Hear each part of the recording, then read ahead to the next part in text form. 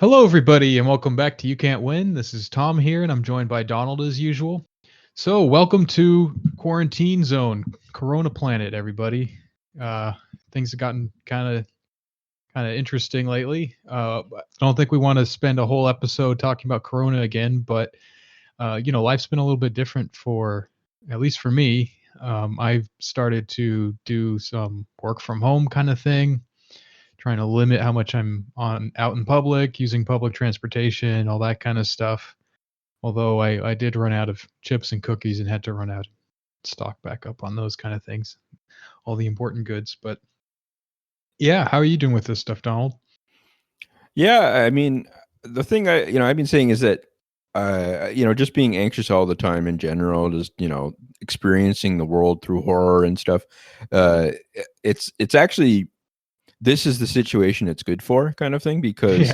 it's not like you can't, you just sort of read the news and it's like, man, everything is horrible.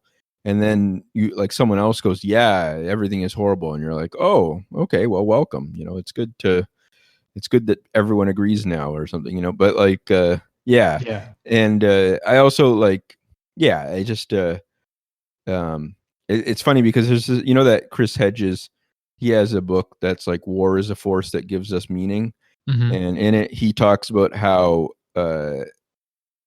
during like wartime or like during crisis and stuff like that, he says that people think that, there's this kind of myth making stuff that like the best people rise to the top in those moments kind of thing. And he's saying that it's the opposite generally. Like it's people who are the riffraff of normal society kind of get to the top and exploit it in bad ways. And I think that like, number one, that's something to watch out for in general. But like number two, I feel like that's true also for like not in ways of like leadership so much as just the people that are more prepared for stuff like this are people that are at the margins in some ways, kind of sometimes, like, Sure. Yeah. like in yeah, like people who it's like, yeah, just, I mean, a lot of World War II movies are about that too, kind of thing. It's like, Yeah. It's a great opportunity for the opportunistic, basically. sure, yeah. And while I'm on the subject, please subscribe to our Patreon. You'll get a second episode every week. Sure. Yeah. Yeah.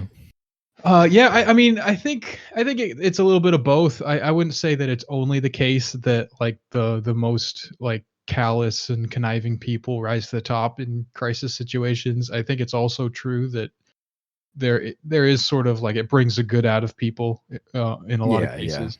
sure. So I think I don't know, maybe it's a bit of a cliche, but I think it kind of like shows you what you're made of a little bit.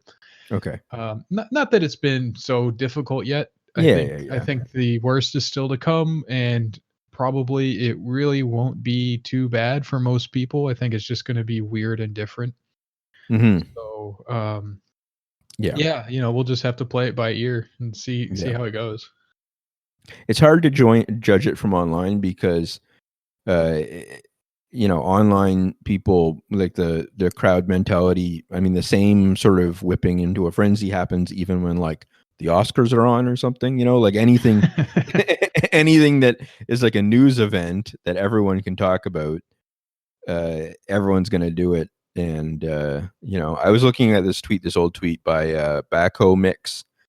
uh it's, it goes, you not on Twitter experiencing the world at a normal rate, did you hear about dot dot, and then me, last week is as distant to me as the burning of Rome.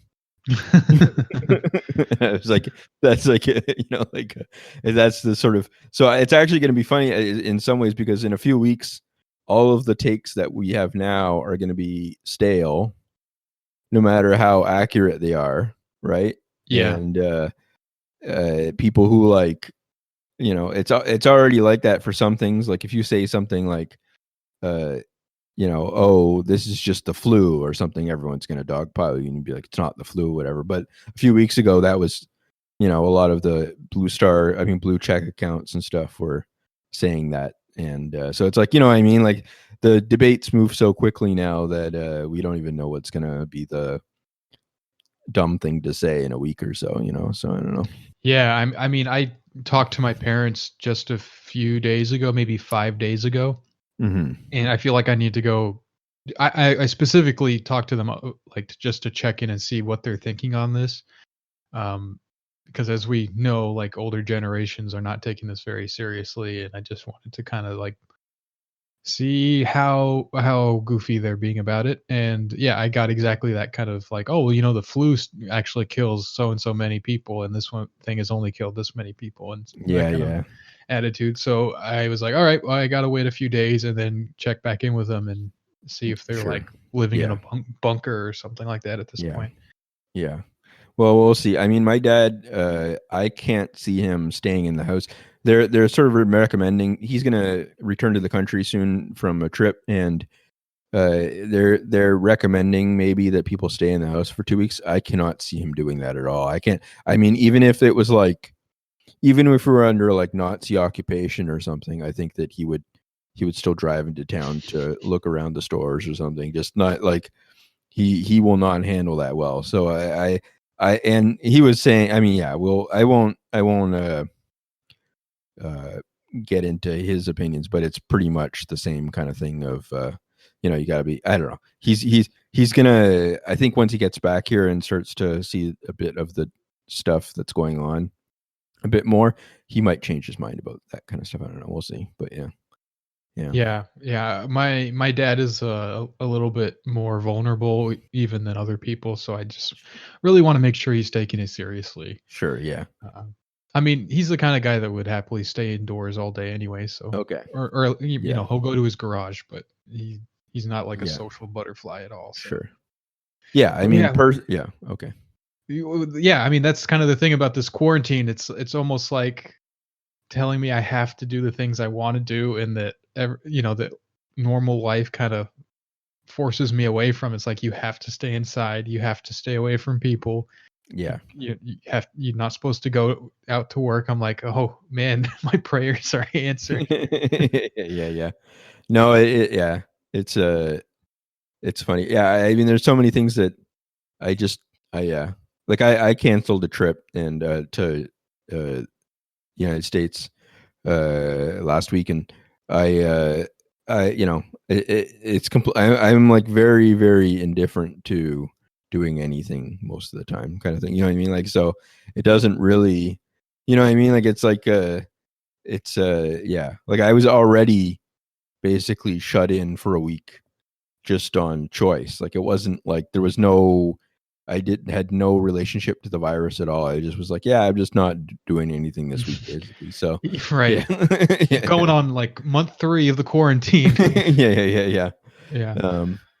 Yeah, So, it's funny. I've been watching a lot of like YouTube stuff, just trying to get as much information and all that kind of thing. And anything that's like more than a few days old just seems completely irrelevant. Like sure, whether it's related to this or not, like even like entertainment stuff. I'm not just watching like informational things about the virus. I'm just trying to like also find entertaining things to watch, and like any stand up or comedians podcast or anything like that that's like from 3+ days ago just seems like it's from another planet and is sure, totally like it's just a different world right now. yeah, yeah. And so, do you have quarantine goals yet? Do you have like stuff that you're gonna try to work on, or Well, yeah, I have sort of been thinking about this. I think this is a really good time to break bad habits, start good ones. In a weird way, it reminds me of Ramadan because of how it's just like it totally reshapes your daily routine, and it's a good time to like take the opportunity to put good stuff in and take bad stuff out. So I want to get a little bit more serious about my Islamic practice and stuff like that. I think this is a good time to do that. Right now, like a lot of the Friday prayers are being canceled, and some of the bigger, like more popular imams have been posting their khutbas, their sermons online instead. yeah, So I've been checking out some of those, and they're kind of recommending things like that. That this is a just like Ramadan is a time to take stock of what you normally take for granted. This is a similar period of time where we're used to just being able to go out and do all this kind of stuff. We're used to it's almost like a luxury that we take for granted, and now it's time to understand like you're not entitled to that. You can't just necessarily expect it. There are times and circumstances that make it so that you don't have that available to you, and it's really a blessing. So I'm just trying to think about things like that. You can still go outside. I think a lot of people are sort of treating this like you have to stay indoors as if there's like a zombie apocalypse or something going on. Sure. It's more that you want to stay away from crowds of people and like closed spaces with recirculating air and all that kind of stuff. So you can still go outside, go hiking, go to the park, all that kind of stuff. So I think we're going to kind of make that a good habit. Yeah. Yeah, I mean, just on those two things that you said, like the first one is it's obviously very similar, I guess, because right now it's like the Lenten season in the Christian faith. So we've got about 4 weeks left, I guess, before Easter. So that's like, that's something that it's supposed to be a time of sort of restraint and reflection and kind of pulling back on your consumption and all that kind of stuff, right? So it used to be much more extreme sometimes, I think, in historically too. It's not a bad thing to get into that mindset again, anyways. And it's the same thing where the churches are canceling all the masses. It's funny because I saw that like they're streaming some of them on YouTube to watch, kind of thing, right? And I was like, oh, maybe I'll watch one of that. And it was kind of funny because I don't normally go to mass, right? Mm-hmm. And instead, it's like I wouldn't go normally, but now something strange is happening and they're streaming it, so I'll actually watch it, kind of thing. It's like Yeah, I'm, and I'm I'm in the same position. Yeah. sure, yeah, and so I thought that was kind of funny, and I mean, it's one of those things. It's both directions, right? Like the restraint that I'm trying to do is not that big of a deal for in my situation, but I am trying to do things like I'm reading a lot more about religion and stuff, and just trying to get through a bunch of books about like just the basics of Christianity and stuff. Mm-hmm. That's been good. I mean, it's going pretty well. I'm reading a book about like confession right now and how it operates and all that, and it's pretty funny because the priest that wrote it is I think it was like 20 years ago or something that he wrote it, and he's like an old British Tory kind of person, you can tell.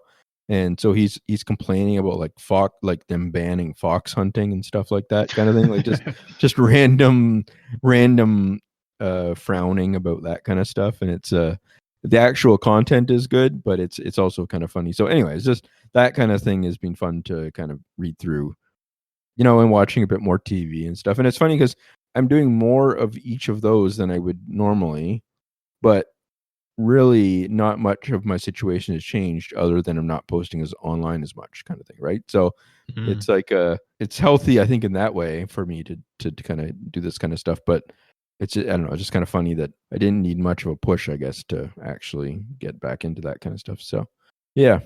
And then the other thing is that you had said about going out for walks and stuff. There's actually like a nature preserve of some sort, or some sort of like, nature walk thing or something that's not that far from me, really. I could easily walk there and go all around. And so I've wanted to go there. I do worry a tiny bit. Like my mom and I both worry about this, where it's like rural roads, Mm-hmm. and so people just fly by sometimes on them, and it's like there's no, like, obviously there's no sidewalk or anything. It's just, and it's all trees all around. So it's kind of like, you want to go out when it's nice and bright, and Right. Yeah. no one's like, you can kind of be careful.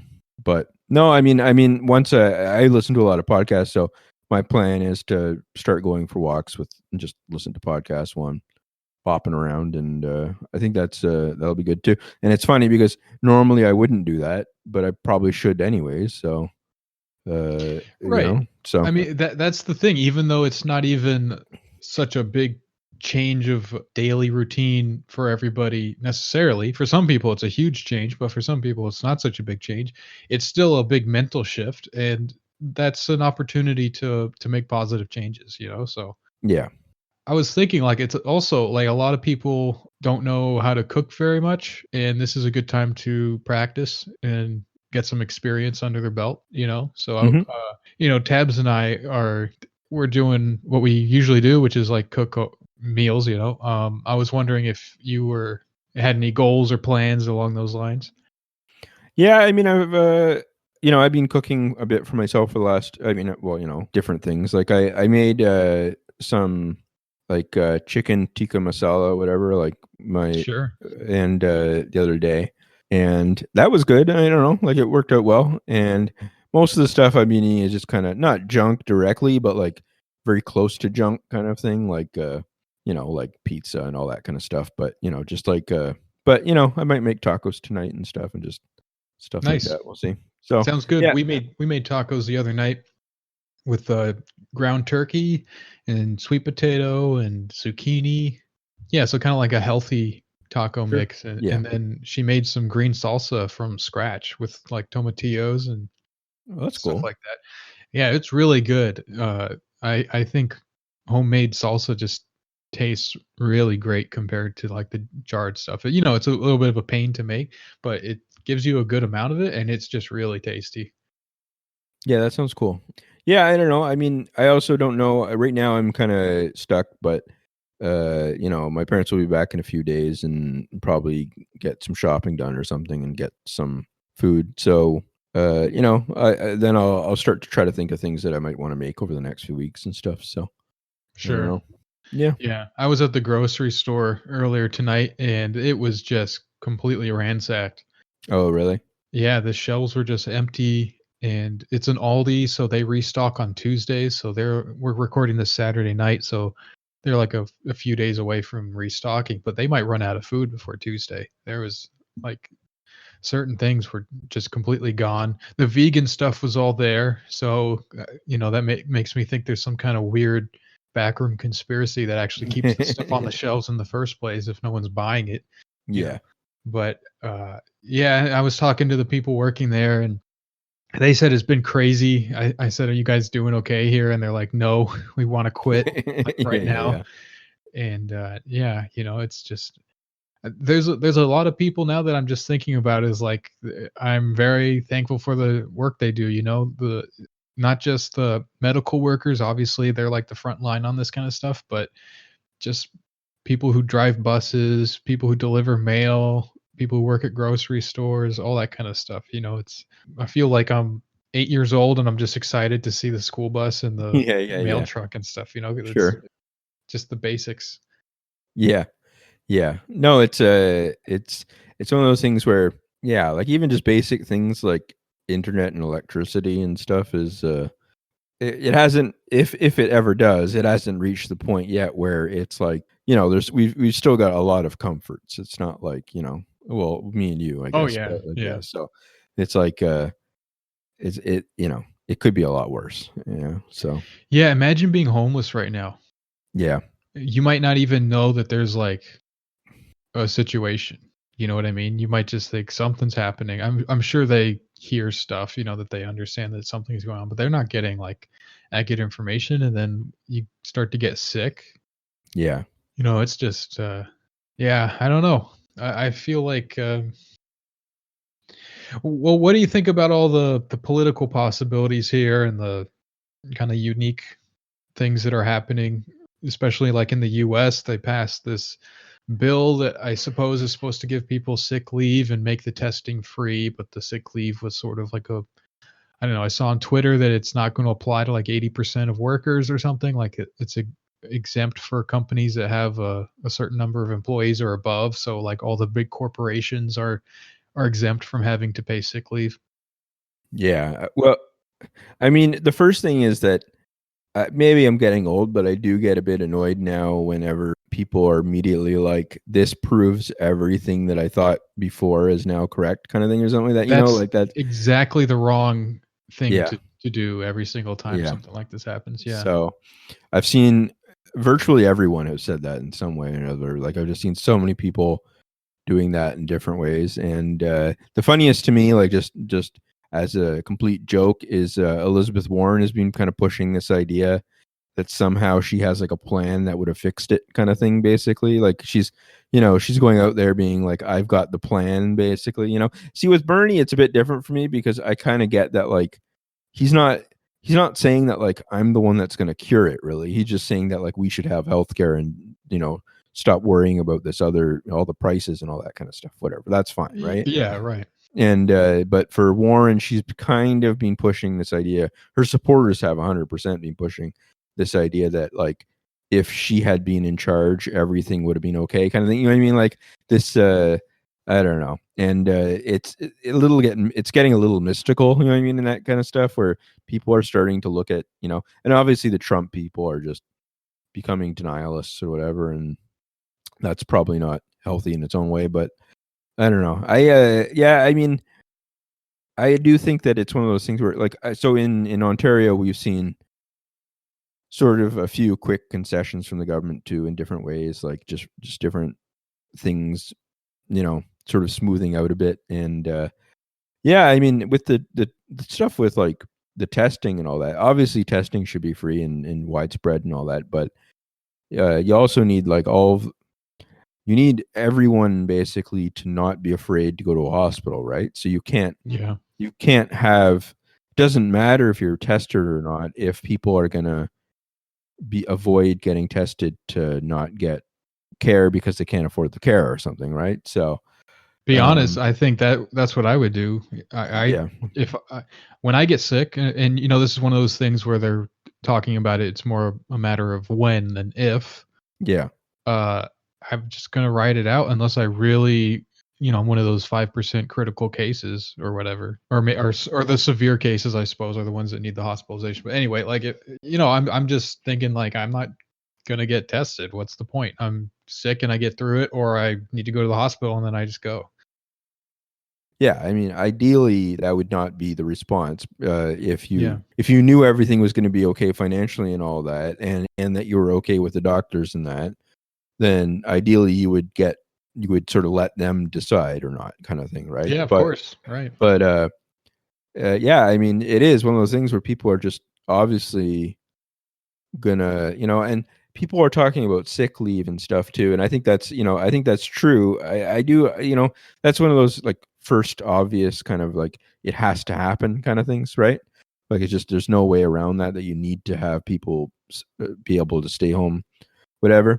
Yeah. And but I feel like even that is it's one of those things where the people in charge, I think, know that you can't take that logic all the way down the line, or else it just nothing will work at all. Like just nothing will function. Like it starts to get to the point where the system, you know, like there's almost this like last ditch line of defense in like any sort of state where it looks to its own survival, right? Like it starts to go, oh no, Yeah. you know, because if you let people stay home for any sort of symptom or anything, right?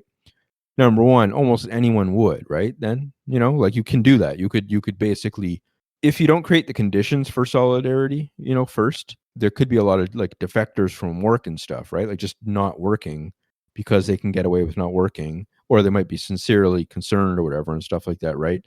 And there's something about work, the way that we organize it now, that you need a little bit of a brutal mechanism to make people work. If you look at stuff like, say, who's picking the fruit or something like that, right? It's low income migrant workers who are basically brutally forced into that position, right? Hmm. So it's one of those things where it's like a brutal thing about it. But if you let people stay home and you let people stay home to care for others and stuff like that, there's a lot of jobs where people would probably show up no matter what, you know, like power plants and stuff like that. You know, I'm sure that there's, or like certain medical people on that. Yeah. Um, but if you're talking about an economy of like 100 million, 200 million workers, like if more than half of them decide that they have a rational reason for not working, kind of thing, it just, the whole thing basically starts to cascade, kind of thing, right? Like it just shuts down, right? So it just completely. So I think that that's one of the reasons why you kind of have this. So, but I mean, at the same time, that does open up a huge potential for organizing in a completely different way, then possibly, right? Yeah. The view on the state is just changing because of Yeah, circumstances. sure. Like if you can't brutally enforce it through, if you don't work you're going to die, then you've got to figure out different incentives and different ways of organizing production and stuff. And I, it's one of those things where, you know, socialists think that they have one answer for that. I think that's probably something along those lines would be the ideal outcome, but it doesn't necessarily mean that that's what's going to happen just because it's at a potentially beneficial outcome, right? Like there's so many other options that could end up happening, including just brutal power, forcing people to work more and stuff or whatever in different ways. And yeah, I don't know. Yeah, we don't know, but yeah, we'll see.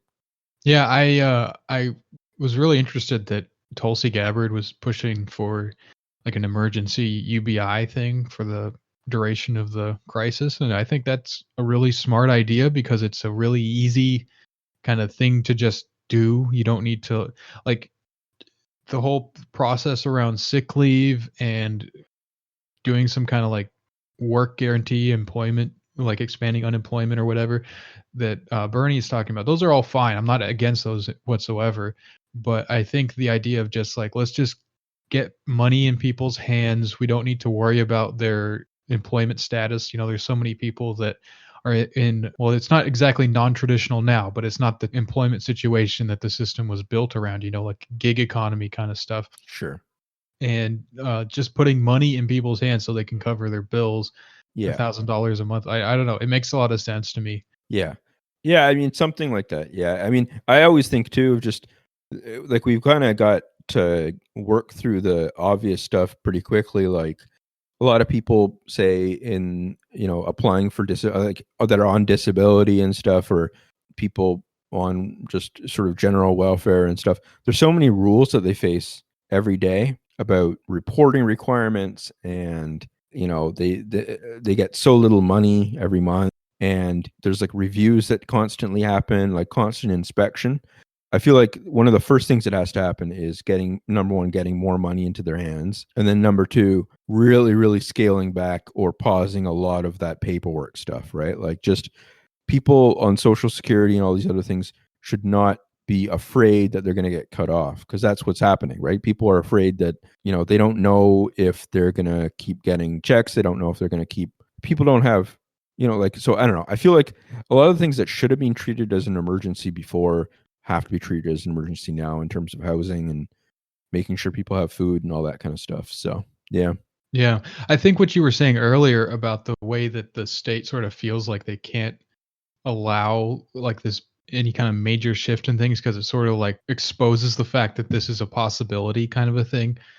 Yeah. I don't know. I'm sort of feeling like that's a really big part of the healthcare thing now. That it's not just a question of, it's not like just a choice between two options. It's more becoming, to me, apparent, like in a social kind of way, like in the mass view, that if we could just have healthcare available to everybody, and that's the more efficient, more effective way to implement a system like that, then that's probably true for this system and that system and that system. And Yeah. that maybe the whole idea of like just capitalism, there, obviously we're not going to frame it that way. I think the idea of like framing things in terms of capitalism versus socialism, I know Bernie's done a lot to like bring that to the forefront, but I don't think that's how a lot of people are viewing the problems Sure. is Yeah. capitalism exactly. I think they kind of see it more in terms of like, you know, the government has certain responsibilities and duties and a job to do that it should be doing, and it should be serving all the population and not just work as this sort of like because what we're seeing is the government is very clearly picking sides. It's either siding with, okay, we need to protect everybody and it doesn't matter how much it costs or whatever, like this is just the job that we're supposed to be doing, or it's choosing to make sure that companies aren't getting their bottom line hurt and stuff like that.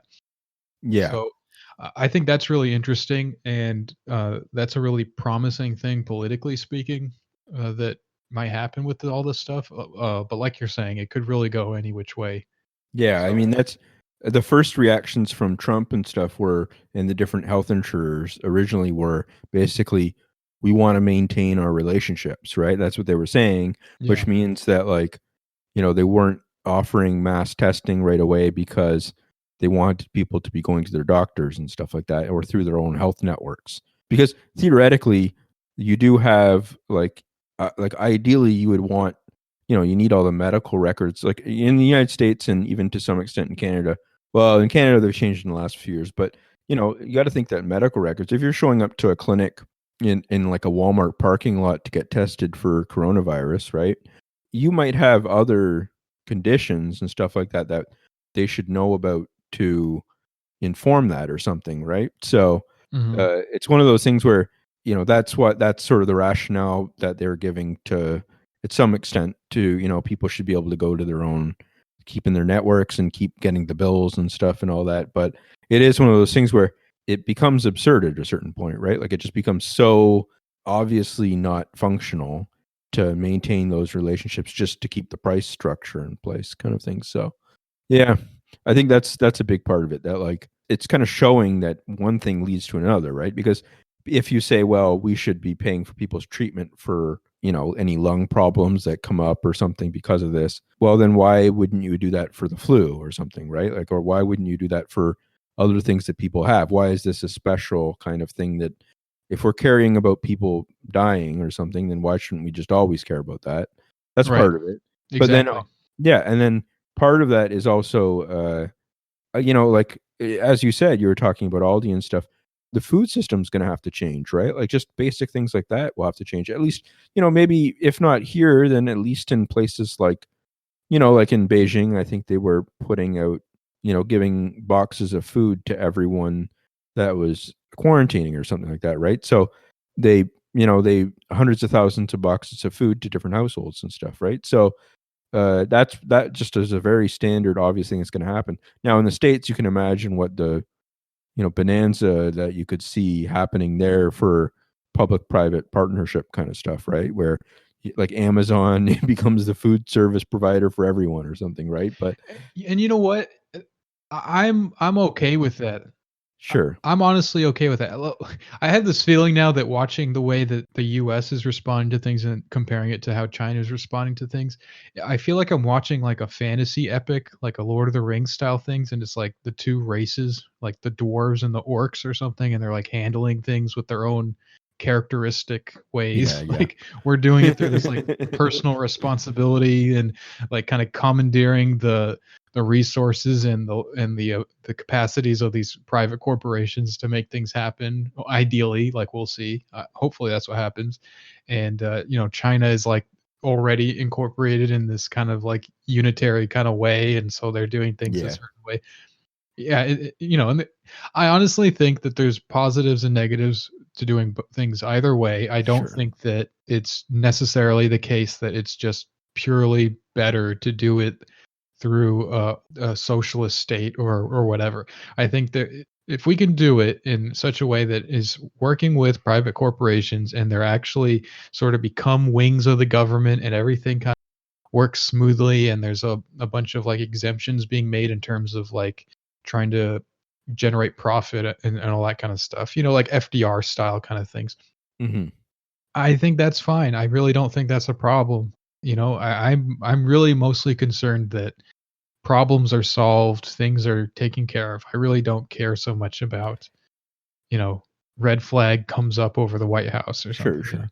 Well, I guess the counter argument to that is that for certain sectors, like the health sector or something, there's very, very conservative trends within them that will resist some of the more obvious positive changes so that they can maintain their power a year from now or something, right? Like the health insurers and Sure. stuff like that. So I guess it depends on, but yeah, I mean, it is one of those things where the food system, there's no way it's going to become totally public. I mean, it's probably not going to. That's something that I try to do to myself too now more often, where anytime that you think about like through things like from a socialist perspective, it's very common to just assume that politics doesn't exist at some level, right? It's just that you're gonna somehow get rid of all of the local tensions and all that kind of stuff. And I think that's a dangerous thing to do because it's something like, say, for the food system or something, right? Like where maybe in some ideal system you'd have local cooperatives feeding into state-owned companies and all that kind of stuff, but we know that that's probably not what's going to happen, right? So if you just kind of admit that it's probably not going to happen and then allow yourself to be surprised if it does, then I think that's healthier than just getting exasperated whenever you read the news about this stuff. So yeah. Yeah, I mean, there's certain things about the food system I wouldn't want it to change, even if it becomes more socialistic. Like I think tomatoes just taste better when a Mexican picks them. So Yeah, I, yeah, yeah, I really, some things got sure, to stay as they are. We got certain things figured out. yeah. No, I mean that's something that I wanted to say too is that I've been enjoying your tweets about this kind of stuff because um you think independently in a way that I know that I'm going to read something different from you than the 900 other tweets that are going to be almost identical kind of thing from other people. So I don't know. I think that's a fun thing to see. Anyways, but the racial element is helpful.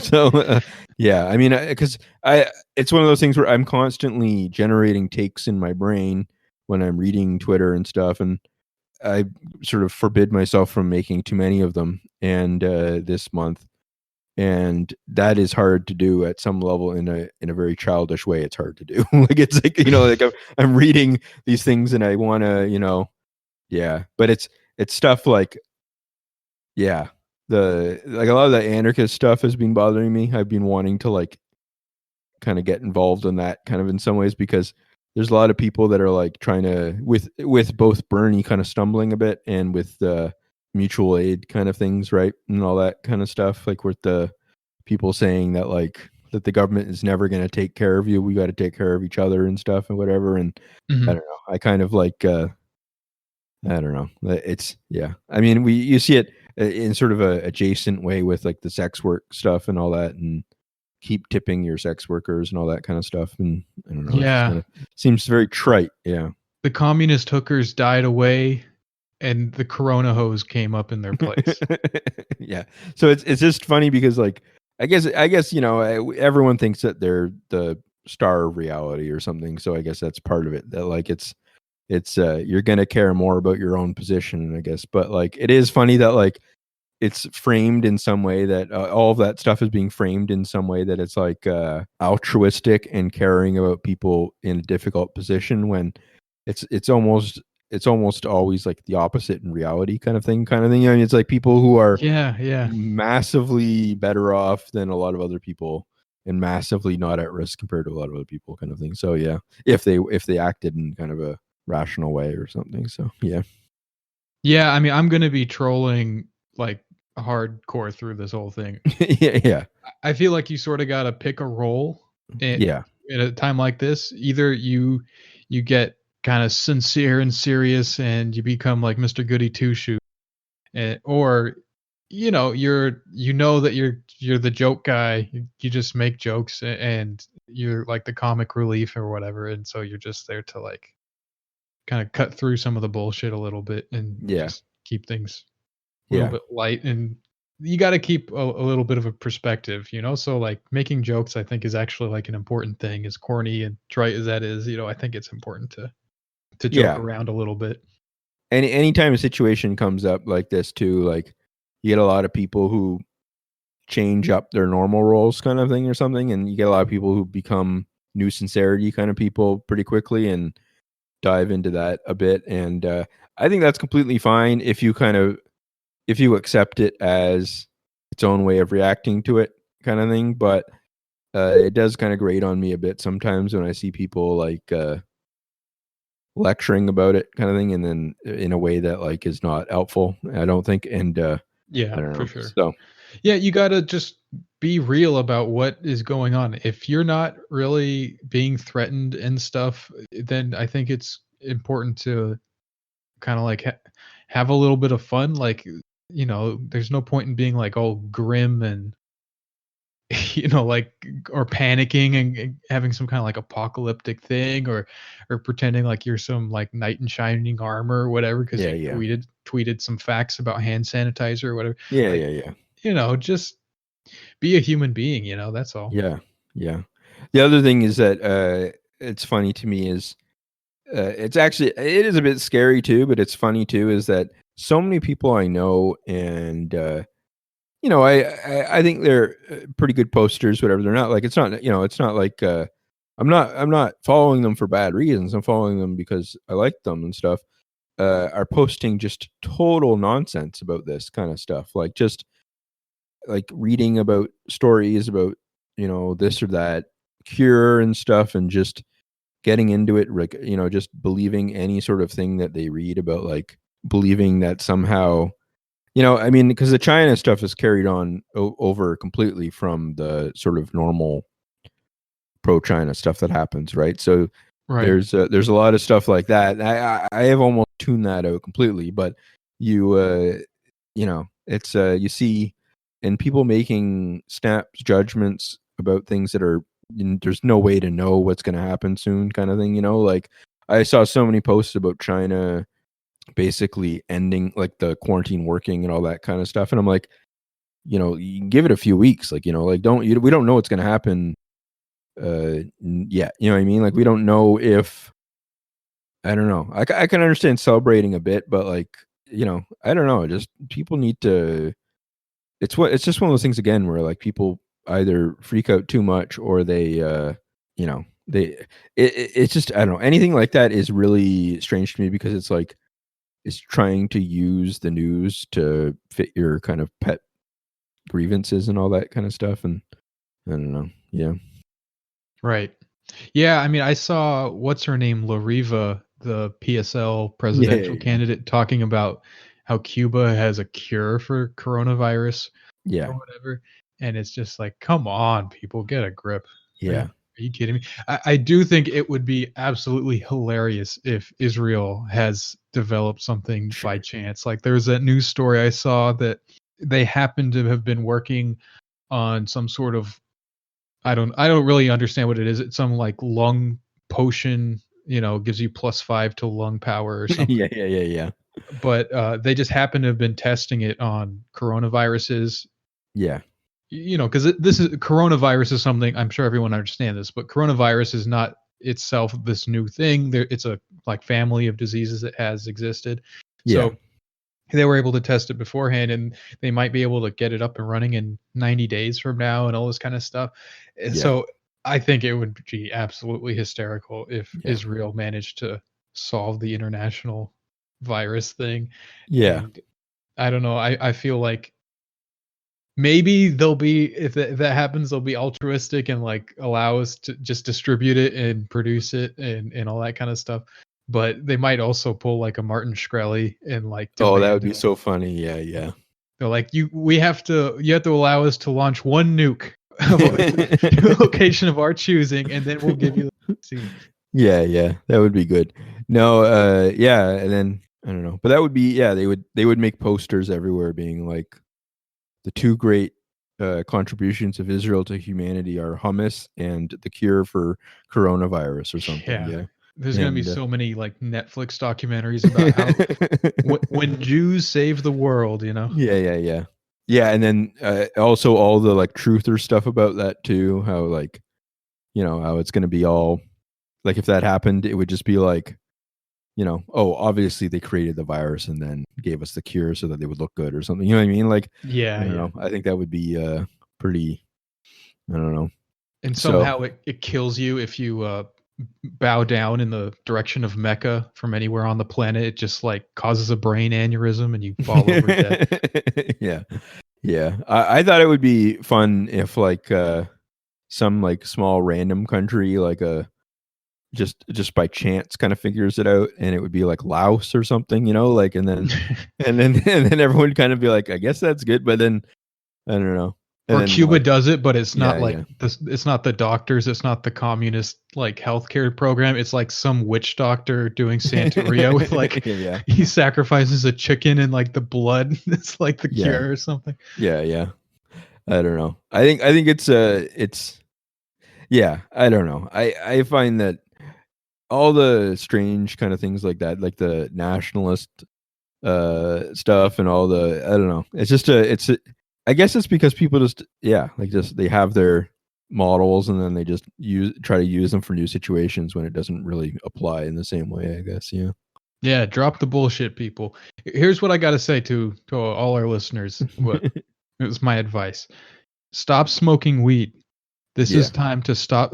You're stuck inside. You don't have to go. Maybe blah blah blah. So you're thinking, okay, I'm going to smoke a whole bunch of weed. Now is the time to stop. Weed Yeah. suppresses your immune system. It's, you're smoking something, so that's bad for your lungs. It's better if you're vaping or you're doing edibles or whatever, all the new kind of stuff, whatever.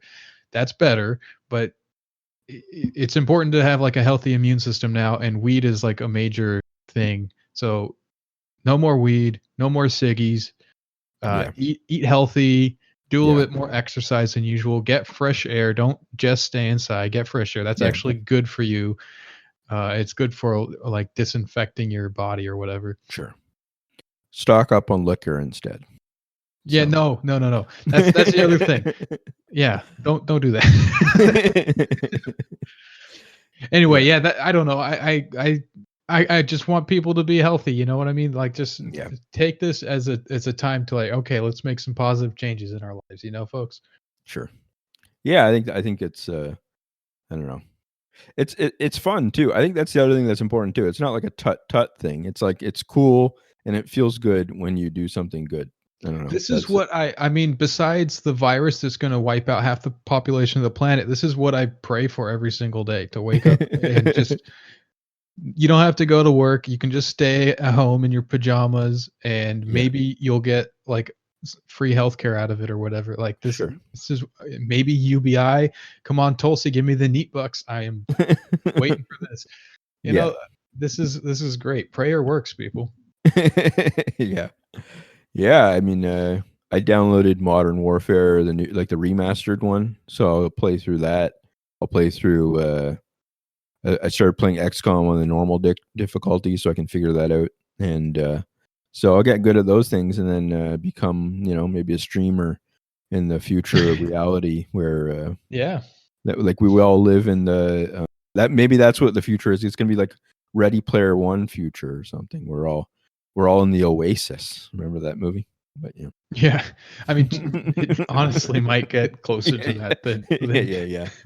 yeah, I knew there was a reason why my Skyrim mod started to work. That couldn't have been a coincidence.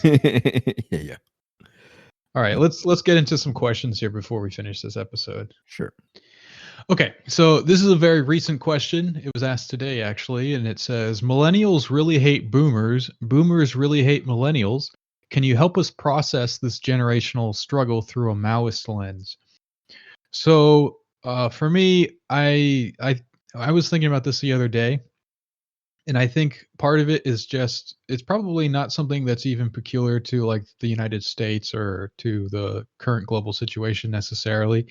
But I think that just as a general rule, older people probably are more conservative in this sense because they've worked under a certain system, they've developed certain, like they have a retirement fund or a pension or whatever. They have invested in a certain system over the course of their lives, whether they like it or not, like whether it's their preferable situation or not.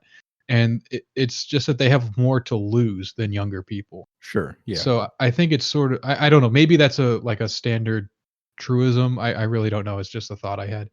But I think that kind of makes a lot of sense, and it sort of explains why even people who have a lot of like progressive type of thinking about politics, if they're in that age group, they still tend to vote a little bit more like towards the center on things.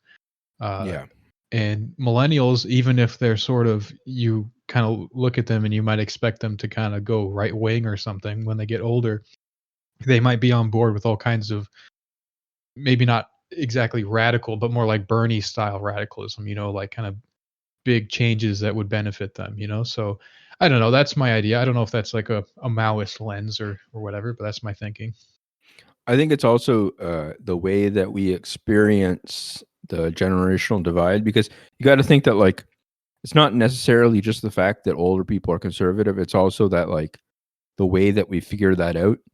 And the way that we're figuring that out is through cultural products that richer boomers experience or buy kind of thing, right? So it's stuff like CNN and MSNBC and Fox News. The people that are watching that are at the upper end of the scale in general of incomes and stuff for their generation, right? So it's already the fact that like the boomers and stuff that we assume have the big investment in society are the ones that do. You know what I mean? Like it's like someone that watches CNN and thinks to themselves is progressive in some ways, but is old and richer and stuff, shapes our idea of what an older person is, kind of thing. You know, so I think that's part of it, and I think that probably in reality there are lots of older people who either don't vote or vote kind of you know what I mean? Like I think there is like a slice of people who fit that boomer kind of model, but I think it's one of the things where you started adding up a lot of the other people that you just don't really count as a white old man kind of thing, right? Then Yeah. that would change kind of what the way it looks, because it's the same thing for young people. Really, a lot of if you start adding up like number wise people, like not just percentage of cohort, but actual numbers. Like say right now it says that like say like Bernie gets a lot of young people voters, right? Well, he's not getting, like, the vast majority of young people are not voting for him. It's only a small percentage of them that actually vote at all, and then of that percentage he's winning those people, Mm-hmm. right? So it's like maybe 20% of a certain age bracket votes at all, and then he wins 65% of that kind of thing, right? So it's like so that shapes the way that people talk about them online, because it might even be the case that a lot of people are either not tuned into politics at all, or just don't care in certain ways and stuff, or might be more conservative in other ways, so it's like, there might be more people in the States that are young people who think Trump is funny and are kind of pro Trump in general, but wouldn't vote, or then actually show up for Bernie or something, right? Like you wouldn't know just based on those polls and stuff. Like you just have no way of knowing that just from the way that we get that information into ourselves, kind of thing. So yeah, like even last time, 12 million people, I think, voted for Bernie, and there's 300 plus million people in the country, right? Or more, way more. So like, it's one of those things where it can be a significant share of the population as like a thing, but still very, very small amount of people overall, really. You know what I mean? Like in terms of the whole proportion, really. So yeah. Yeah.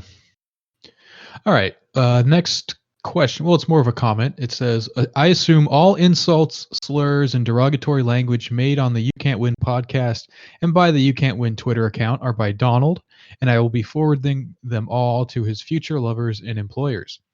Tom is an angel and would never do anything wrong.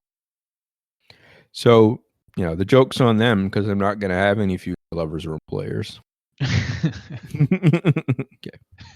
Well, that's not true, Donald. We'll sort this out. Sure. Yeah. Okay. But yeah, that's totally true. I would never do anything wrong. Yeah. Here's another comment. I thought anyone who's nervous about Corona or the election or anything could use a nice Bible verse. For I know the plans I have for you, declares the Lord. Plans to prosper you and not to harm you. Plans to give you hope and a future. That's Jeremiah 29:11. That's nice. That's actually something we haven't really talked a bit about too, is that in a situation like this, the problem of evil stuff comes up a lot. Mm-hmm. Where people go, why would God let thousands of people die for no reason, kind of thing, and do you have like have you encountered that yet at all, or people being like, you're religious, aren't you, why would God allow this, kind of thing? No, I actually haven't. But my standard kind of view on that is that God lets everybody die. Yeah. So I think people get caught up in the idea of this world and this lifetime being the only time that we get to exist, and not really seeing it from the whole perspective that a religious perspective gives you, where you see this life as one part of a much longer existence, like a literally eternal existence. So this life is not like this. There's something Hamza Yusuf said once where he said this life or this world is designed to break your heart. If you're looking for like happiness in this world, you may find little bits here and there, but ultimately it's not made for you to find like bliss, really. Yeah. So which is kind of like a black pill sort of a thing to say for like a cleric, but Yeah. I think in a general, like, that's not to say that like everything sucks and it's sad or whatever, but it's just that there's a purpose to existence here, and it's not just to like gain as much happiness as you can before you go. And I think people who are non-religious don't understand the way that religious people kind of come at things. Like if there is an afterlife and that there's like justice in the afterlife, then anything that happens here can be amended in that like the day of judgment kind of a thing.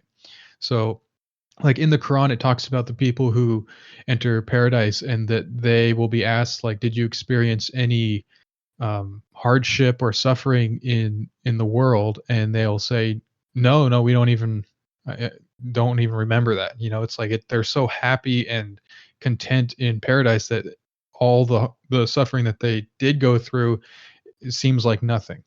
And then the Sure. people who enter hell, they're asked a similar question: did you experience any happiness in the world? And they say no, because their punishment is so severe and awful that whatever happiness they gain from the bad things that they did, it's just pales in comparison. So it's just one of those things. Like if you have the appropriate perspective, it really doesn't even make sense. Like even the most excruciating, horrible thing could happen to someone in this world, and it will be taken care of in the next. And that seems like a very convenient kind of answer, but I think it's very logical if you just accept the fact of the basic like schema of an afterlife and a judgment and the ability of God to like do what he wants with things. Like there's the whole point of this existence is to learn things and to experience a certain kind of life, and that's to prepare us for the afterlife, and it's a test for us for the afterlife. So yeah, the whole problem of evil thing just seems like a non-starter for me. It was never an issue for me to understand why people brought that up, because it just seemed like, well, they believe in God and stuff. Like it's not an actual problem. I don't know. Yeah. It's never made sense, to be honest.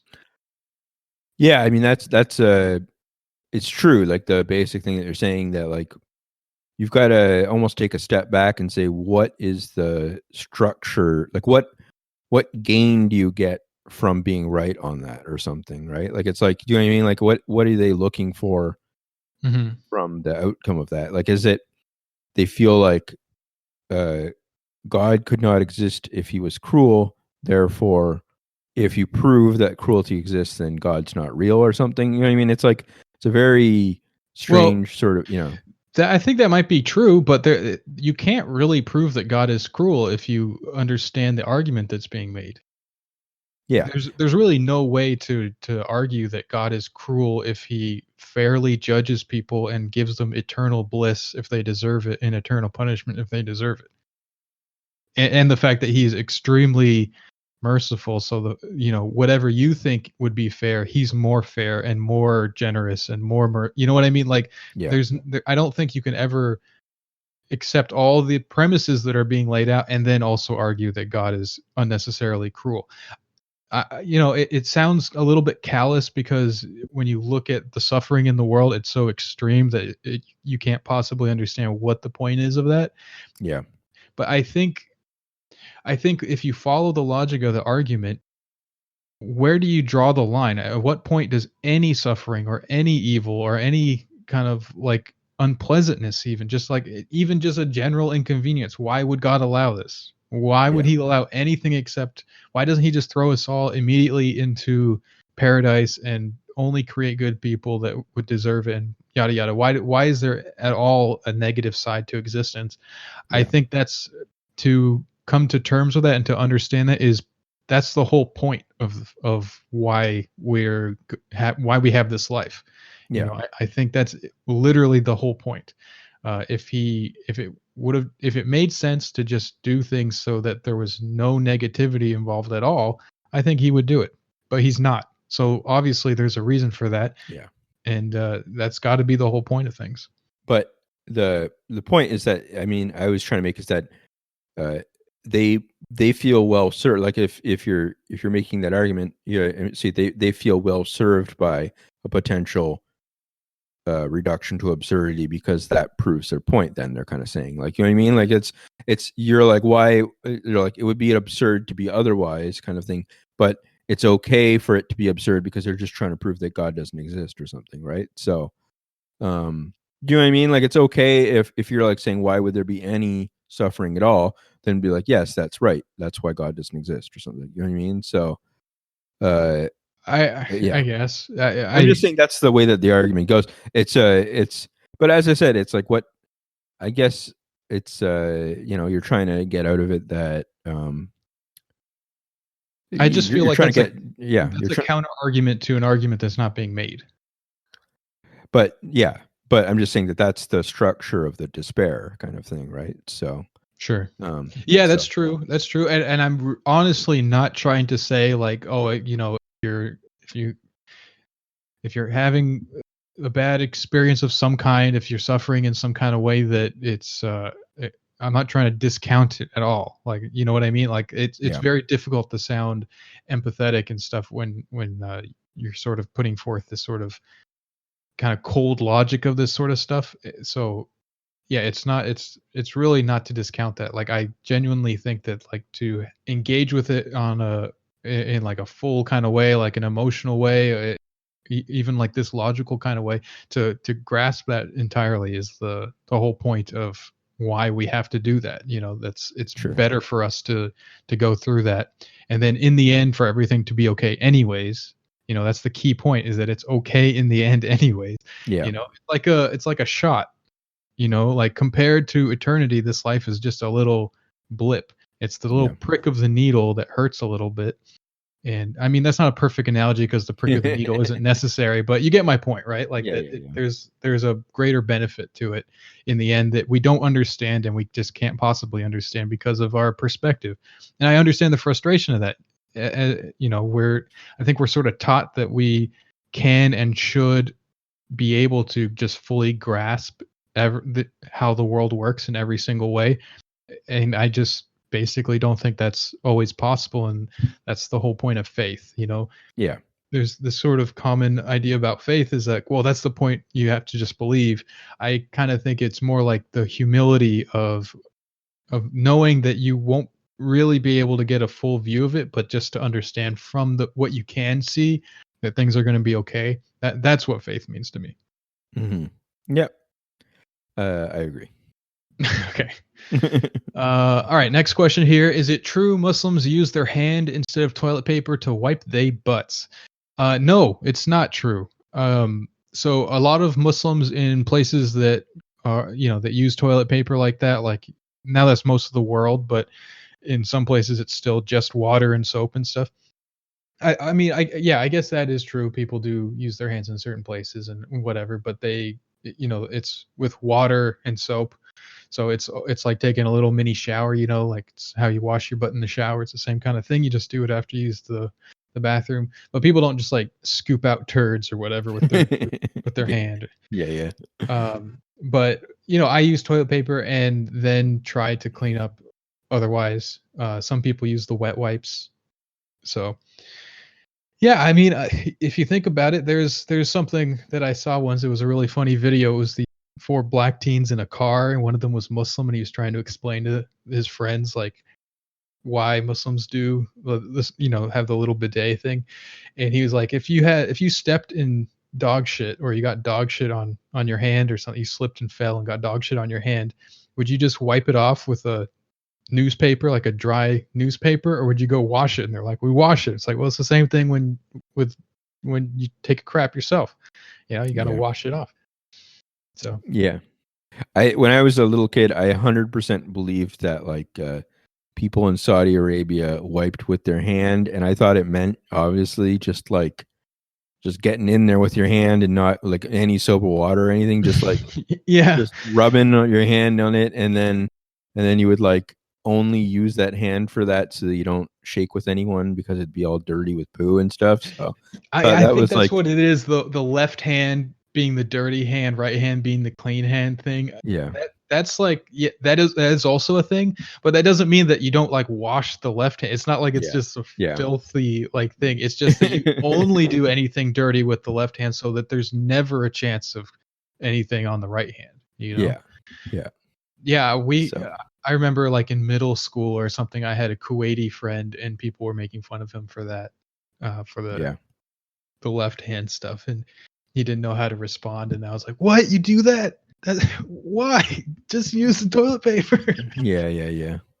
Uh, I yeah. always thought that yeah. I mean, looking back, I must have said so many things to people that I just don't remember it all, but like must have been so bigoted, like just to all people growing up and stuff. I don't know. I always think that when now, I don't know, just that I feel lucky that I've matured out of that kind of stuff.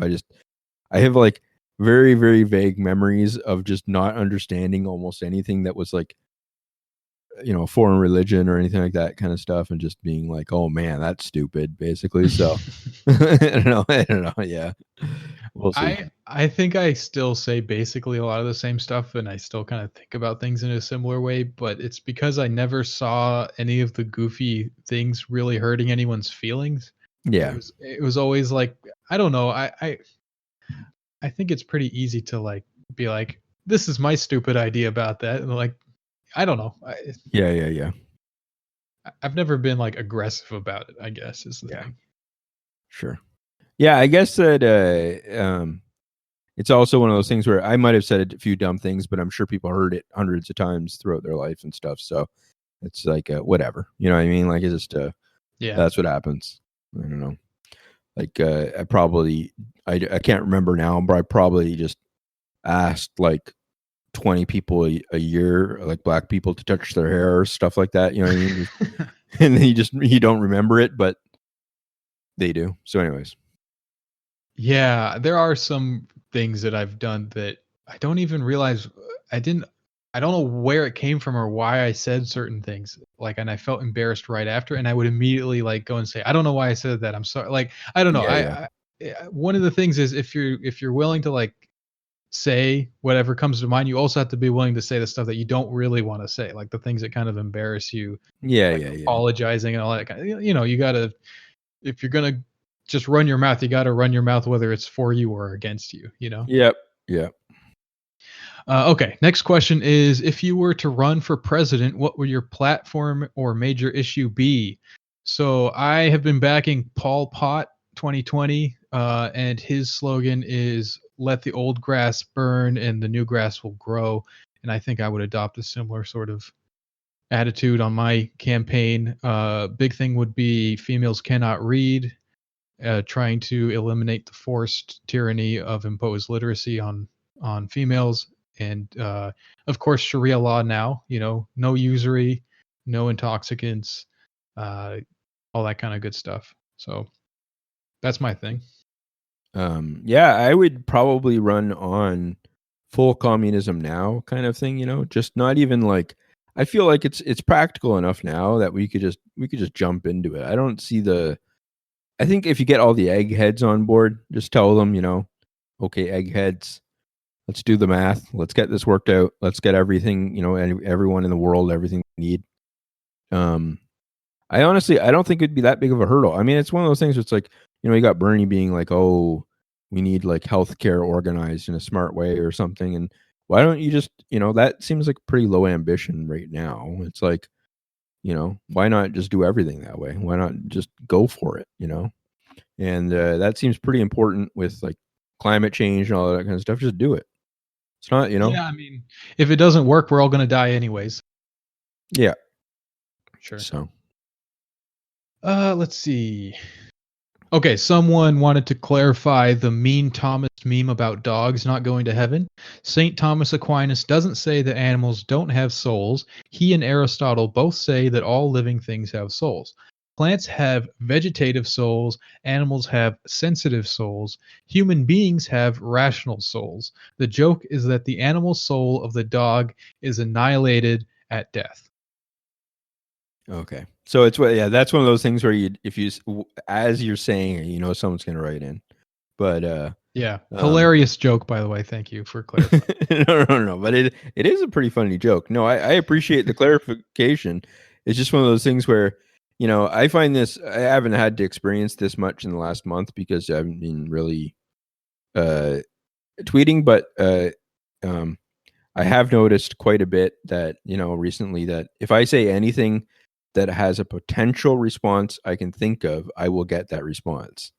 You know what I mean? Like if I Mhm. post anything that is like, if there's like any sort of thing, like I say something that, like, say there's two ways to spell it, something, I'm gonna get a response that says, there's another way to spell that. That's like, it's a complete internet now. It's just like complete.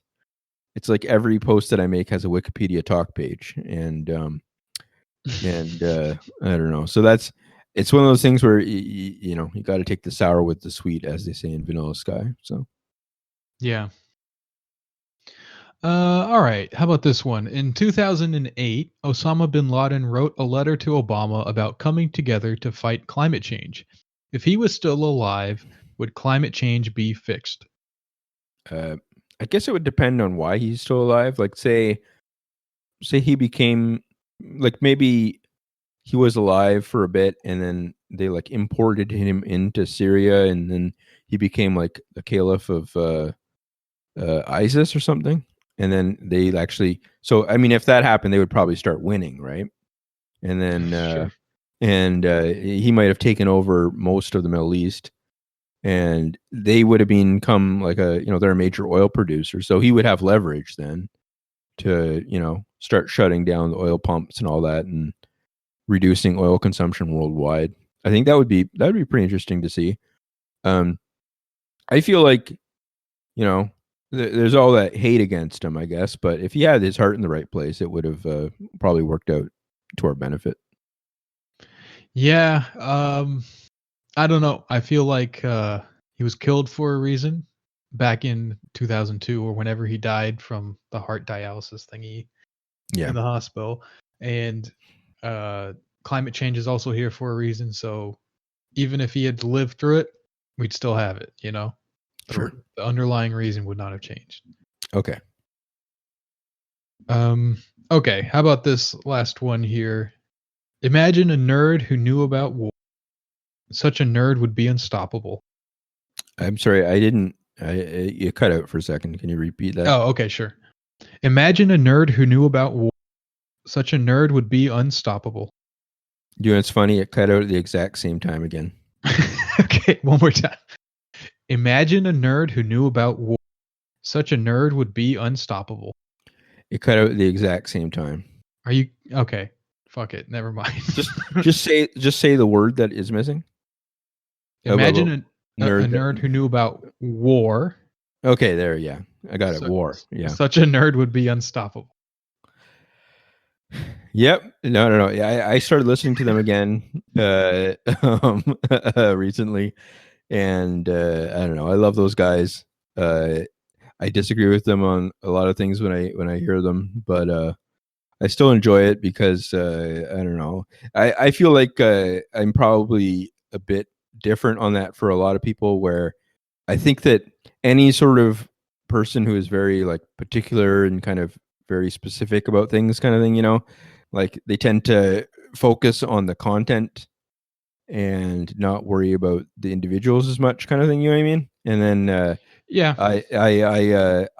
the content I disagree with a lot, or I just don't, but I just really enjoy them as, like, I would listen to like War Nerd, like how people will have like two Instagram accounts and one of them will be a private, not private, but like it'll be like their outtakes and personal stuff and all that kind of stuff. Mhm. I would listen to like 2 hours of John Dolan talking about like uh problems that happened to him at the airport or something like that. And then I wouldn't listen to I would maybe sometimes skip the ones about like interviewing about the Kurds or something. I would, so yeah. Yeah, I've actually never listened to the podcast. I just read some of the articles back in the day, and I appreciate the things that you appreciate. His attention to detail and trying to like make real arguments about how the world actually works. When he's addressing certain situations and stuff. I feel the same way that I often disagree with the political stuff, and I think in recent years he's become really partisan and kind of like narrow he's adopted this like pseudo tanky kind of perspective. It seems like, and that just, it's always kind of convenient what he's arguing.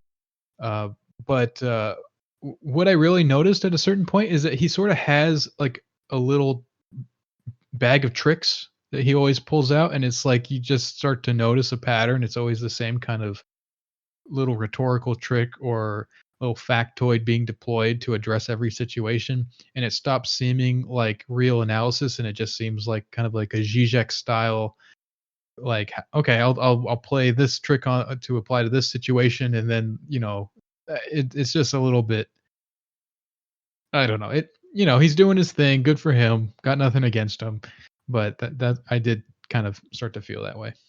Yeah. I don't know. I'm starting to try to listen to different and more podcasts too, just in general. I had like a sort of a standard sort of few of them that I listen to, a lot of them. And then, I don't know, listening to different ones and just trying to mix it up a bit and stuff. It's funny because I am sort of lucky in a way that like half the people I know online have a podcast now. And a lot of them are really good. And so it's like one of those things where I have stuff to choose from. But it's also like I feel like I have to, if I start to listen to something, I worry that I'm going to commit right away, kind of thing, and then I'll be like, if I listen to like everyone that I know's podcast, it would just be like, 100 podcasts or something. So it would be pretty crazy. But like, I don't know. I feel like at the same time, I don't like not knowing or listening to stuff of people that I like know pretty well, kind of thing, like it's like I wish I could support people I know, but that's something that's actually kind of strange to me just in general, is just accepting the fact that like, say all the writers that I know, they produce too much content in a day for me to read, even just within a week or something.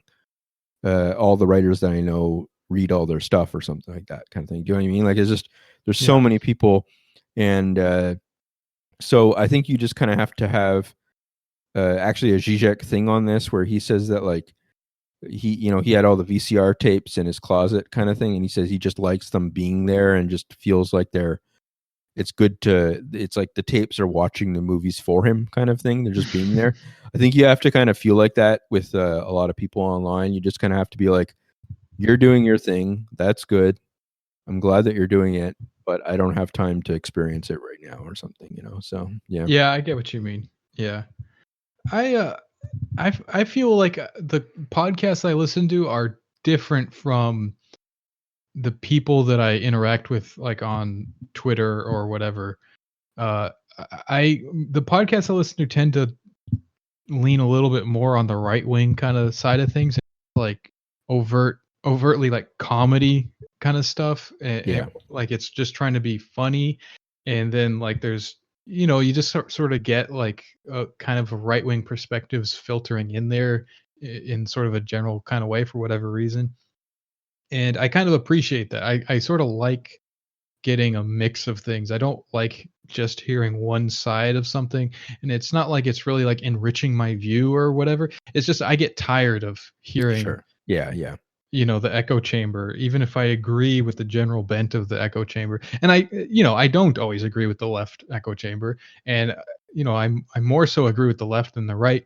But, I just get tired and I kind of need a mix. So it's nice to like listen to like some goofy, more right-leaning stuff on podcasts and then go online and see like the goofy leftists. I don't know. Sure. Yeah. Takes all kinds to make the world go around, Yep. All right. I think it's we're hitting about time. Good time to wrap up here. So thanks for listening, guys. If you want another episode every week, you can subscribe to the Patreon and you'll get access to the Discord where you can chat with us and our lovely community. And we'll catch you next week. Thanks, guys. Hey. Stay inside. Stay inside. Stay inside. Yeah. Stay inside. stay inside. Stand aside. We got poles in a ride. All white car, dressed like a bride. When we say poles, talking foes in a five. Solid niggas build a fort like the foes in a fives. We on that shit for the mosquitoes and the flies. Brought some scissors case he think he got them ties. I never quit even after a million fucking tries. I don't wanna hear shit you say cause it's a million fucking lies. I be with them bees, bitch, we belong in the hive. Too much weed, man, I keep on fucking sign. On the moon, man, I think I saw a sign. Somebody call a mental doctor cause I done fuck around and lost my mind. So inside, give you a Big Mac with fry. On the side, it's on my side. You don't wanna get in trouble, little nigga, then stay inside. Don't ride down this block, little nigga, we gon' blaze you right. Say your daddy raised you, but nigga ain't raised you right. Send me how about other all white bitch like an angel, right? Look at the curb, stand aside. Let a nigga hop out like the motherfucking car on fire. One ain't Mario day, we still selling white on white. This bitch steady sending me signs, I might. You know I got heart, these little niggas funny, alright. Little nigga when we see on side. Show you when the switch her hair color like I lie. They like cheese, so come pop out, everybody outside. But if nigga do something crazy, I'm shooting everybody outside. We gonna C4 2 block, bitch, everybody at pie. I ain't in the arm, but I brought away from me, everybody getting snide. I don't play games, but I brought man with me, everybody getting high. Got two with me, broke, bought pills with me, everybody getting high. Got a drink with me, folks got a linger with them, bitch, open up wide.